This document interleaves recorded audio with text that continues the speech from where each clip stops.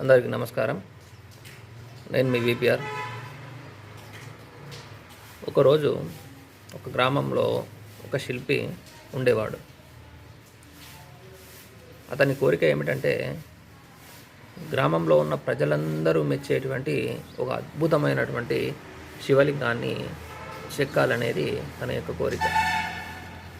ఒకరోజు ఒక పెద్ద బండరాయిని చూసి ఖచ్చితంగా ఈ బండరాయిలో శివుడు ఉన్నాడు అని భావించేసి ఆ యొక్క శిల్పాన్ని చెక్కడం ప్రారంభించాడు.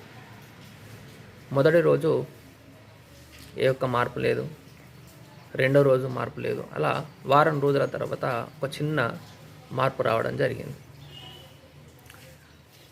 ఆ గ్రామంలో ప్రజలందరూ చూసి నవ్వడం జరిగింది. అరే, ఎందుకు అంత పెద్ద రాయి చేస్తున్నావు, దాంతో కాదు చేదు అని చెప్పేసి నవ్వడం జరిగింది. అయినప్పటికీ ఆ శిల్పి తన పట్టుదల వదలకుండా అలాగే కొన్ని నెలల పాటు ఆ యొక్క శిల్పాన్ని చెక్కి చివరికి ఒక ముగింపుతో ఆ యొక్క శివలింగాన్ని మాత్రం తయారు చేయడం జరిగింది. గ్రామంలో ఉన్నటువంటి ప్రజలందరూ ఆశ్చర్యపోయారు. అరే, ఏంటి ఒక్క ముగింపుతో ఇంత పెద్ద అద్భుతమైనటువంటి శివలింగాన్ని తయారు చేశావు అని చెప్పేసి అడుగుతారు. ఇప్పుడు ఆ శిల్పి ఇలా అంటాడు, ఈ ఒక్క ముగింపుతో ఈ యొక్క శివలింగం రాలేదు, దీనికంటే ముందు చేసిన ప్రతి ముగింపు కూడా ఈ యొక్క విజయానికి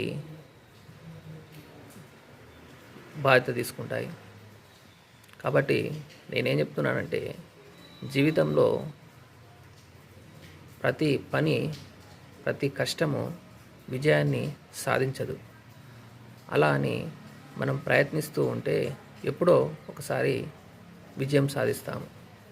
అలా విజయం సాధించామని చెప్పేసి అదే ముగింపు కాదు, అదే విజయం కాదు.